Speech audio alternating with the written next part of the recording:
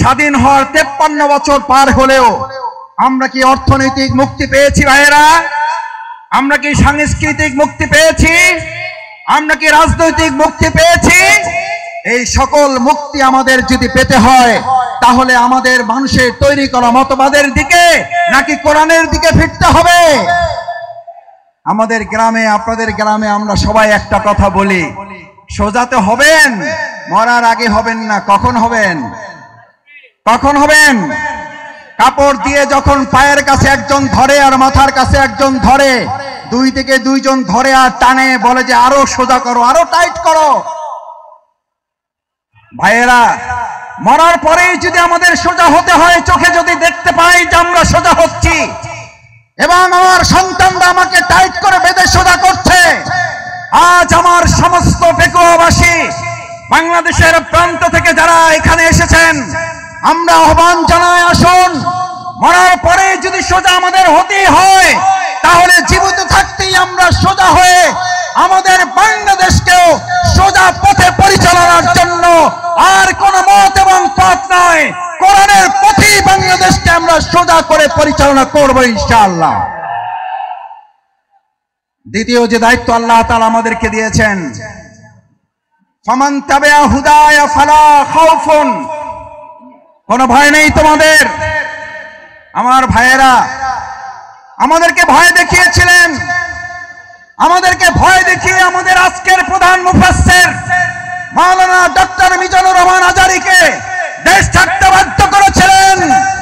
আজ এসে দেখে যান, আপনি নেই, আমাদের ডক্টর মাওলানা মিজানুর রহমান শুধু নেই, তার লক্ষ লক্ষ ভালোবাসার মানুষেরা পেকুয়া শুধু নয়, গোটা বাংলাদেশকে আজ আলো ছড়িয়ে দিয়েছে। আপনারা সাইদি সাহেবকে হত্যা করেছেন, এক সাইদি রহমানের অনুপস্থিতিতে লক্ষ সাইদি আমাদের তৈরি হয়ে কোরআনের দাওয়াত পৌঁছে দিচ্ছে। আমাদের হত্যা করা যায়, আমাদের ফাঁসি দেওয়া যায়, আমাদের শেষ করা যায় না, আমাদের শেষ করা যাবে না।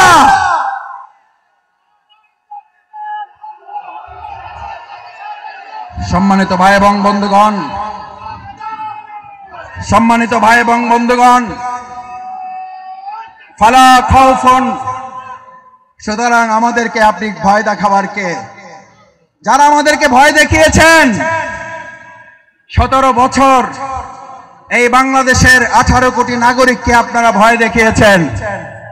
শেষ পর্যন্ত আপনারা ভয় দেখাতে দেখাতে এতটা ভয় পেলেন যে আপনারা দেশের জেলখানায় পর্যন্ত জায়গা হলো না, আপনাদেরকে দেশ ছেড়ে পালাতে হলো। আল্লাহ তাআলা নিশ্চিত করেছেন, ফালা খাউফুন, তোমাদের ভয় পাওয়ার কোনো দরকার নেই, কারণ যারা আল্লাহকে ভয় করে তাদের দুনিয়ার আর কাউকে ভয় করতে হয় না, বরং গোটা দুনিয়া তাদেরকে ভয় করে। ফালা খাউফুন আলাইহিম ওয়ালা হুম ইয়াহজানুন। আল্লাহ সুবহানাহু ওয়া তাআলা শুধু ভয়ের ব্যাপারে আপনাকে নিশ্চিত করে নাই, আল্লাহ তাআলা বলেন, আমার এই ভয়ে যদি তোমরা উত্তীর্ণ হতে পারো, এক আল্লাহকে যদি ভয় করতে পারো, কোন গুলি বন্দুককে যদি তোমরা ভয় না করো, তাহলে আমি আল্লাহ তোমাদেরকে এবার দ্বিতীয় নিশ্চয়তা দিচ্ছি, ওয়ালা হুম ইয়াহজানুন, তোমাদের আর কোন রকম দুশ্চিন্তা, উদ্বেগ, উৎকণ্ঠায় ভুগতে হবে না। আলহামদুলিল্লাহ, বিগত 15 বছর আপনারা ত্যাগ এবং কোরবানি, নির্যাতন, নিপীড়নের মুখে থেকেছেন। এই পেকুয়াবাসী, এই চট্টগ্রামের বন্দরের নগরীর মানুষেরা জীবন বাজি রেখেছেন, কিন্তু কোন গুলি বন্দুক ফাঁসির কাছে আমাদের ভাইয়েরা মাথা নত করে নাই বলে আজ আল্লাহ তাআলা উদ্বেগ, উৎকণ্ঠা এবং স্বস্তির মধ্যে আমাদের এই সুন্দর একটা প্রোগ্রামের আয়োজন করার তৌফিক দিয়েছেন। এটা কার পুরস্কার? কার পুরস্কার? আমাদের পূর্ণ পুরস্কার এখনো আমাদের হাতে আসে নাই। আমাদের আসল পুরস্কার আল্লাহ ঘোষণা করেছেন, বিসমিল্লাহির রহমানির রহিম, ইযা জাআ নাসরুল্লাহি ওয়াল ফাত, যখন আল্লাহর সাহায্য এবং বিজয় আসে। কার সাহায্য? কার? কোন পার্শ্ববর্তী রাষ্ট্রের, প্রশাসনের, সেনাবাহিনীর, র্যাবের সাহায্য কার? নাসরুল্লাহ, ইযা জাআ নাসরুল্লাহি ওয়াল ফাত, যে আল্লাহ আমাদেরকে সাহায্য করেন, সে আল্লাহ তাআলাই বলেন, আমি যখন কাউকে সাহায্য করি তার বিজয় ছাড়া আর অন্য কিছু হতে পারে না। নাসরুল্লাহ ইজা জা নাসরুল্লাহি ওয়াল ফাত, কারণ আমার সাহায্য যেখানে যায় গোটা দুনিয়া তার বিপক্ষে থাকলেও বিজয় ছাড়া তার কিছুই হয় না। আজ বাংলাদেশে আল্লাহর সাহায্য এসেছে, গোটা কোরআনের রাষ্ট্র কায়েম হওয়া ছাড়া পূর্ণাঙ্গ বিজয় আমাদের হতে পারে না। আমাদের পূর্ণাঙ্গ বিজয় কি?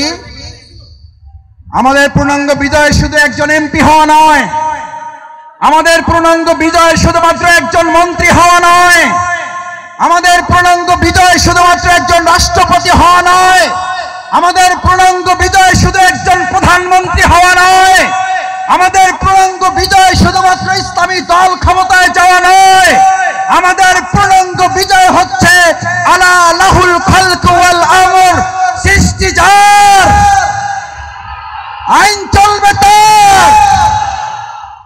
আমার ভাইয়েরা, সৃষ্টি যার, আইন চলবে তোমার। আইন চলবে কার? আইন চলবে কার? বাংলাদেশ আজ সেরকম একটা সুন্দর কল্যাণমূলক রাষ্ট্র বিনির্মাণের জন্য এখানে যারা এসেছেন, কোরআনের প্রেমে যারা বসেছেন, কিসের উপরে বসেছেন এটা চিন্তা করেন নাই। আপনার মাথার উপরে ফ্যান আছে, লাইট আছে, বাতাস আছে নাই, চিন্তা করেন নাই। আজ এখানে যারা এই কোরবানি পেশ করে কোরআনের ভালোবাসায় সমবেত হয়ে গায়ে গা লাগিয়ে লক্ষ লক্ষ জনতা এখানে হাজির হয়েছেন, এই লক্ষ জনতা যদি আজ একটা আহ্বান এখান থেকে নিয়ে যেতে পারেন, রাসূল করিম সাল্লাল্লাহু আলাইহি সাল্লাম এরকম মজলিসকে সামনে রেখে আমার মুসল্লিয়ানে কিরামগণকে উদ্দেশ্য করে, এই জামানাকে উদ্দেশ্য করে রাসূল করিম সাল্লাল্লাহু আলাইহি সাল্লাম সাহাবীদেরকে স্মরণ করালেন। দুর্ভোগ হচ্ছে সেই মানুষের জন্য, ভালো করে খেয়াল করুন, দুর্ভোগ হচ্ছে সেই মানুষের জন্য, দুর্ভোগ হচ্ছে সেই মুসলিমের জন্য, দুর্ভোগ হচ্ছে সেই কোরআন প্রেমিকের জন্য যে আল্লাহকে ভুলে গিয়ে নিজেকে নিয়ে ব্যস্ত হয়, যে আল্লাহকে ভুলে গিয়ে নিজেকে নিয়ে ব্যস্ত হয় এবং সে নিজেকে নিয়ে ব্যস্ত হতে গিয়ে দুনিয়ার সব কিছু থেকে বঞ্চিত হয়ে যায়। আমরা কি দুনিয়া থেকে বঞ্চিত হয়ে নিজেকে নিয়ে ব্যস্ত হব না আল্লাহকে নিয়ে ব্যস্ত হব?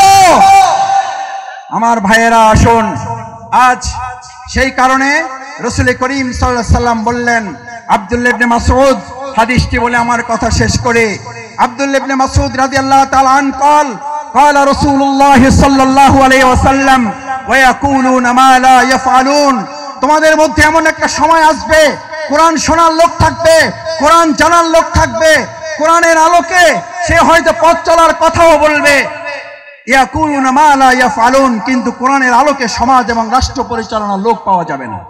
ওয়া ইয়াফআলুনা মা লা ইউমারুন, আবার কিছু কাজ করলেও কোরআনের পূর্ণাঙ্গ রূপ বাস্তবায়ন হবে না। আজ এখানে যারা আছেন, আমরা কি কোরআন বাস্তবায়নের জন্য সবাই রাজি আছি ইনশাআল্লাহ? সবাই কি রাজি আছি ইনশাআল্লাহ? আল্লাহ মেহেরবানি করে হাতগুলো আপনার আরশের আজিমের ক্যামেরায় এগুলো তুলে নিয়ে কাল কিয়ামতের দিন কোরআনের কর্মী হিসাবে আমাদেরকে নাজাতের জন্য, জান্নাতের জন্য আপনি কবুল মঞ্জুর করুন।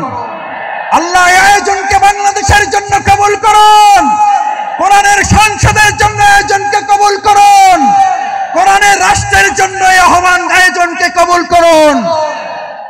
সম্মানিত ভাই এবং বন্ধুগণ, আসুন আমরা আমাদের প্রধান মুফাসসিরে কোরআন হযরত মাওলানা ডক্টর মিজানুর রহমান আজারি হাফিজাহুল্লাহর কিছুক্ষণের মধ্যে আপনাদের সামনে কথা বলবেন। আমরা দোয়া করি অন্যান্য উলামায়ে কেরামগণ আরো কথা বলবেন। আল্লাহ সুবহানাহু ওয়া তাআলা আমাদের এই প্রিয় মাতৃভূমিকে সব ধরনের বিশৃঙ্খলা ষড়যন্ত্র থেকে হেফাজত করুন। সকলে বলুন আমিন। আসসালামু আলাইকুম ওয়া রাহমাতুল্লাহি ওয়া বারাকাতুহু। অনেক ধন্যবাদ শফিকুল ইসলাম। আলাইকুম ওয়া রাহমাতুল্লাহি ওয়া বারাকাতুহু। আপনারা কেমন আছেন সবাই? আপনারা ভালো আছেন সবাই? আমরা একবার জোরে সোরে আল্লাহর দরবারে শুকরিয়া আদায় করি। সবাই একসাথে আমরা শুকরিয়া আদায় করব। পারা যাবে ইনশাআল্লাহ? যতদূর মাইকের আওয়াজ যায় সবাই আমরা একসাথে আল্লাহর দরবারে এজন্য শুকরিয়া আদায় করব যে আল্লাহ তাআলা আমাদেরকে আজ এই উন্মুক্ত আকাশের নিচে বিশাল এই তাফসিরুল কোরআন মাহফিলে একত্রিত হওয়ার তৌফিক দিয়েছেন। সে আল্লাহ সুবহানাহু ওয়া তাআলার দরবারে আমরা আমাদের হৃদয়ের সবটুকু আবেগ এবং ভালোবাসা উজাড় করে মস্তক অবনত চিত্তে শুকরিয়া আদায় করতে চাই। সবাই পারবেন ইনশাআল্লাহ? আমরা সবাই একবার শুকরিয়া আদায় করে জোরে সোরে আলহামদুলিল্লাহ, আলহামদুলিল্লাহ, আলহামদুলিল্লাহ, আলহামদুলিল্লাহি রাব্বিল আলামিন, ওয়াসসালাতু ওয়াসসালামু আলা রাসূলিহিল কারীম ওয়া আলা আলিহি ওয়া সাহবিহি আজমাইন। আজকের এই বিশাল তাফসিরুল কোরআন মাহফিলের সম্মানিত সভাপতি, আজকের এই মাহফিলের সম্মানিত প্রধান মুফাসসিরে কোরআন, আন্তর্জাতিক খ্যাতি সম্পন্ন আলেম দ্বীন, বিশিষ্ট ইসলামিক স্কলার, আমাদের অত্যন্ত শ্রদ্ধাভাজন, গোটা বিশ্বের দরবারে যিনি কোরআন এবং ইসলামের আহ্বান অত্যন্ত যৌক্তিকভাবে মানুষের সামনে তুলে ধরছেন, আমাদের আজকের সেই প্রাণপ্রিয় প্রধান আকর্ষণ জনাব মাওলানা ডক্টর মিজানুর রহমান আজহারি। আজকের এই প্রোগ্রামে উপস্থিত সম্মানিত আমন্ত্রিত অন্যান্য ওলামায়ে কেরাম, বরেণ্য আলেম দ্বীন, আজকের এই প্রোগ্রামের সম্মানিত অতিথি বাংলাদেশ জামাত ইসলামী কক্সবাজার জেলা শাখার সংগ্রামী আমির, আজকের এই প্রোগ্রামের অন্যতম অতিথি বাংলাদেশ জামাত ইসলামীর আপনাদের অত্র অঞ্চলের প্রাণপ্রিয় মানুষ জনাব আব্দুল্লাহ আল ফারুক, আজকের এই প্রোগ্রামের সম্মানিত আয়োজক আপনাদের সকল প্রাণপ্রিয় ভাই, যিনি এই পুরো প্রোগ্রাম সমন্বয় করার জন্য আপনাদের সামগ্রিক সহযোগিতা এবং আল্লাহর ভালোবাসা নিয়ে সামনের দিকে প্রোগ্রাম এগিয়ে নিয়ে যাচ্ছেন, প্রিয় ভাই নিয়ামতুল্লাহ নিজামী, সম্মানিত ওলামায়ে কেরাম, সম্মানিত শিক্ষকবৃন্দ, পিতৃ সমতুল্য মুরব্বিয়ানে কেরাম, আমার সামনে উপস্থিত তরুণ এবং যুবক ভাইয়েরা, মহান আল্লাহর দরবারে শুকরিয়া আদায় করি। প্রিয়নবী মুহাম্মদুর রাসূলুল্লাহ সাল্লাল্লাহু আলাইহি ওয়াসাল্লামের দরবারে দুরূদ পেশ করছি সাল্লাল্লাহু আলাইহি ওয়াসাল্লাম। আজকে এখানে আপনারা যারা এসেছেন, আমরা সবাই এখানে কি দুনিয়ার কোন শক্তির কাছে এসেছি নাকি আল্লাহর শক্তির কাছে এসেছি? কার কাছে এসেছি? আমাদের এই সমস্ত ব্যবস্থাপনার যিনি সহযোগিতা করেছেন, সেটা কি দুনিয়ার কোন শক্তি নাকি আল্লাহর শক্তি? আমার ভাইয়েরা, হযরত ইব্রাহিম আলাইহিস সালামকে যখন আগুনে পুড়ে পরীক্ষায় উত্তীর্ণ করার জন্য আল্লাহ তাআলা সিদ্ধান্ত নিয়েছিলেন, আপনাদের সকলের মনে থাকার কথা, হযরত ইব্রাহিম আলাইহিস সালামকে আগুনে ফালানোর জন্য মাসব্যাপী যখন আগুনের কুণ্ডলী তৈরি করা হচ্ছিল, সমস্ত মানুষ শুধু নয়, ফেরেশতাকুল, সমস্ত পশু প্রাণী আল্লাহর দরবারে আহ্বান করেছিলেন, দোয়া করেছিলেন, আল্লাহ এই বিরাট পরীক্ষা থেকে, নির্যাতন, নির্মমতা থেকে হযরত ইব্রাহিম আলাইহিস সালাম আপনার প্রিয় বন্ধু খলিলুল্লাহকে আপনি হেফাজত করুন। আল্লাহ সুবহানাহু ওয়া তাআলা তাকে হেফাজতের জন্য ফেরেশতাগণকে পাঠিয়েছিলেন। আপনাদের সকলের মনে থাকার কথা, হযরত জিবরাইল আমিন ইব্রাহিম আলাইহিস সালামের কাছে গিয়ে আবেদন করেছিলেন, ইব্রাহিম, আমি আল্লাহর পক্ষ থেকে আপনার কাছে এসেছি, যদি আপনার কোনো সহযোগিতার প্রয়োজন হয় তাহলে আপনাকে আমি সহযোগিতা করতে চাই। সম্মানিত মুসল্লিয়ানে কেরাম, আজ এই কথাটি আমাদের জন্য অত্যন্ত তাৎপর্যপূর্ণ।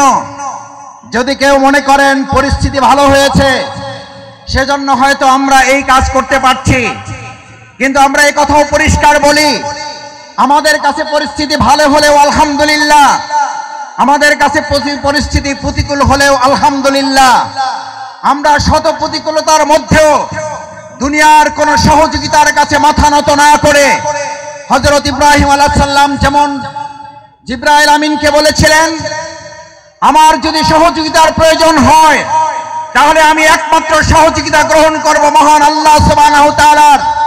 আল্লাহ সুবহানাহু ওয়া তাআলা ছাড়া আমার কারো সহযোগিতার প্রয়োজন নেই।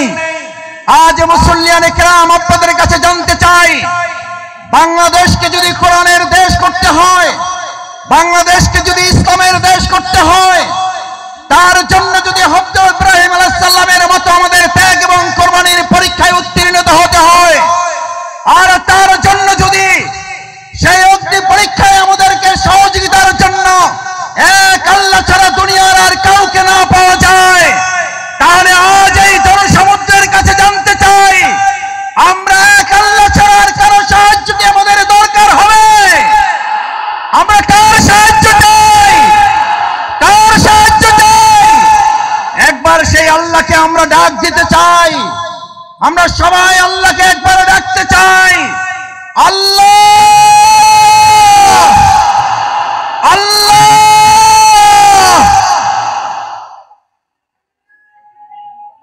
সম্মানিত ভাই এবং বন্ধুগণ, হযরত ইব্রাহিম আলাইহিস সালাম আল্লাহর সাহায্য চেয়েছিলেন। দুনিয়ার কোনো মানুষ শুধু নয়, ফেরেশতাগণের সাহায্যও তিনি নেননি। যে ইব্রাহিম আলাইহিস সালাম আল্লাহর সাহায্যের ভরসা করেছিলেন, সেই ইব্রাহিম আলাইহিস সালামকে আল্লাহ তাআলা সাহায্য করেছেন না করেন নাই? আগুনের মধ্যে তাকে বাঁধা রশিটা পর্যন্ত পুড়ে গেছে। হযরত ইব্রাহিম আলাইহিস সালাম আগুনের স্পর্শ করা তো দূরের কথা, হযরত ইব্রাহিম আলাইহিস সালাম সেই সময় ওই সময়টুকু যা তিনি আগুনের মধ্যে অবস্থান করেছিলেন, সেই সময়টুকুকে বলা হয়ে থাকে তিনি তার জীবনের সবচেয়ে সুখী এবং আরামের জীবন যাপন করেছেন। সুতরাং কোরআনের জন্য যারা কথা বলবে, ইসলামের জন্য যারা কথা বলবে, কোরআন বাস্তবায়নের জন্য যারা কাজ করবে, ইসলাম বাস্তবায়নের জন্য যারা কাজ করবে, আজ এখানে আমরা যারা উপস্থিত হয়েছি, আমরা যদি আজ এখান থেকে সিদ্ধান্ত নিতে পারি, আমাদের জীবনের সর্বস্বটুকু বিলিয়ে দিয়ে হলেও যে কোরআনের ভালোবাসায় আজ আপনারা এখানে শামিল হয়েছেন, আপনারা কি কোনো ব্যক্তির আহ্বানে ভালোবাসা এসেছেন নাকি কোরআনের ভালোবাসা এসেছেন? কিসের ভালোবাসা এসেছেন? এই কোরআনকে আগামী দিনের সংসদে যদি পাঠাতে হয়, তার জন্য আমাদের 2024 সালের জুলাই আগস্টের তরুণ যুবকেরা যারা জীবন বাজি রেখে উই ওয়ান্ট জাস্টিসের স্লোগান রেখেছিল, সেই উই ওয়ান্ট জাস্টিসের স্লোগান বাস্তবায়ন কি মানুষের তৈরি করা মতবাদ বাস্তবায়ন করতে পারবে নাকি কোরআন পারবে? উই ওয়ান্ট জাস্টিসের জন্য তরুণ যুবকেরা, আমাদের মীর মুগ্ধ আবু সাঈদরা যদি জীবন দিতে পারে, আজ তরুণ যুবক এবং আমাদের জনতাকে জিজ্ঞেস করতে চাই, আগামী দিনে কোরআনের সংসদ কায়েমের জন্য, ইসলামের সংসদ কায়েমের জন্য আরেকবার যদি জীবন দিতে হয় আমাদের, সেই জীবন দিতে আমরা কি রাজি থাকব? আমরা কি রাজি থাকব?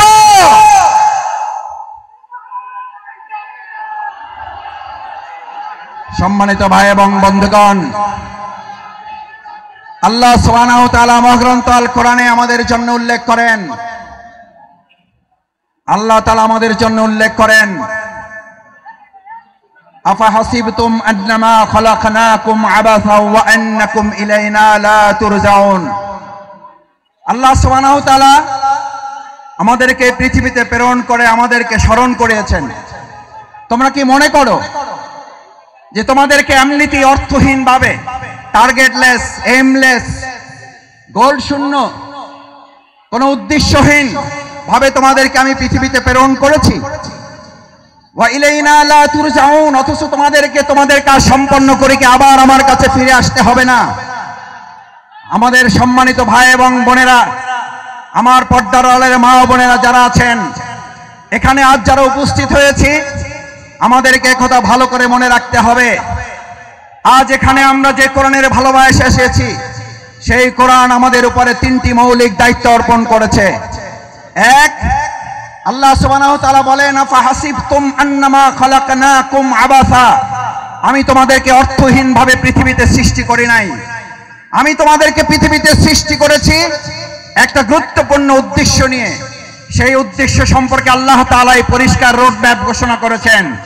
এখন আমাদের দেশের অর্থনীতি সংস্কারের প্রশ্ন উঠছে, আমাদের দেশের রাজনীতি সংস্কারের প্রশ্ন উঠেছে, পররাষ্ট্রনীতি সংস্কারের প্রশ্ন উঠেছে। আমরা আজ সংস্কারের দায়িত্বে যারা আছেন তাদের কাছে আল্লাহ তাআলার সংস্কারের রোড ম্যাপ তুলে দিতে চাই। আল্লাহ তাআলা কোরআনে ঘোষণা করেন, ফাইম্মা ইয়াতিয়ান্নাকুম মিন্নি হুদান, আমি এই পৃথিবীতে মানুষকে প্রেরণ করে তাকে একটা রোড ম্যাপ দিয়ে দিয়েছি। এই রোড ম্যাপের মধ্যে তার রান্নাঘর থেকে শুরু করে তার সংসদ ভবন পরিচালনার পর্যন্ত সমস্ত বর্ণনা আমি উল্লেখ করে দিয়েছি। সুবহানাল্লাহ। আমার ভাইয়েরা, মহাগ্রন্থ আল কোরআনের মধ্যে যে রোড ম্যাপ আল্লাহ উল্লেখ করেছেন, ফামান তাবিআ হুদায়া, যদি এটাকে ফলো করে, যদি এটাকে অনুসরণ করে, যদি এটাকে মেনে চলে, তাহলে আল্লাহ ঘোষণা দিচ্ছেন, কোন প্রধানমন্ত্রী না, কোন প্রধান উপদেষ্টা না, কোন উপদেষ্টা বৃন্দগণ নন, কোন জাতিসংঘের মহাসচিব নন, এক আল্লাহ সুবহানাহু ওয়া তাআলা ঘোষণা দিয়েছেন, ফামান তাবিআ হুদায়া, তাহলে তোমরা রোড ম্যাপের আসল রাস্তা খুঁজে পাবে। আমরা আজ বাংলাদেশের বর্তমান দায়িত্বে যারা আছেন, তাদের কাছে মহাগ্রন্থ আল কোরআনের আহ্বান পৌঁছে দিয়ে বলতে চাই, বাংলাদেশকে যদি যথাযথ সংস্কারের মাধ্যমে তার আসল রোড ম্যাপে পরিচালনা করতে হয়, তাহলে মহাগ্রন্থ আল কোরআনের আইন দিয়ে ছাড়া মানুষের তৈরি করা কোনো চিন্তা তন্ত্র মতবাদ দিয়ে পুরনো সংস্কার করা সম্ভব হবে না। ভাই এবং বন্ধুগণ, আল্লাহ তাআলা বলেন, যদি এটাকে ফলো করো হুদায়া, তাহলে সঠিক পথ পাবে। আচ্ছা, আপনাদের কাছে জিজ্ঞেস করি, যদি কোরআন অনুসরণ করার মধ্যে দিয়ে সঠিক পথ পাওয়ার কথা বলা হয়, তাহলে আমাদের কাছে কি এই প্রশ্ন ওঠা স্বাভাবিক নয় যে কোরআন বাদ দিয়ে যে কোনো পথ অবলম্বন করলে ওটা সঠিক নয়, ওটা গোমরাহের পথ? কোরআন যদি আল্লাহর পথ হয়, তাহলে কোরআনের বাইরে যা মত আছে, পথ আছে, সমস্ত মত এবং পথ ইবলিসের পথ। ঈমানদাররা কখনো কোরআনের পথ, আল্লাহর পথ বাদ দিয়ে ইবলিসের পথে হাঁটতে পারে না। আজ আমাদের এই কোরআন দায়িত্ব দিয়েছে, ফামান তাবিআ হুদা, তাহলে তোমরা সঠিক পথ পাবে, আসল পথ পাবে। আমাদের এই প্রিয় মাতৃভূমি বাংলাদেশ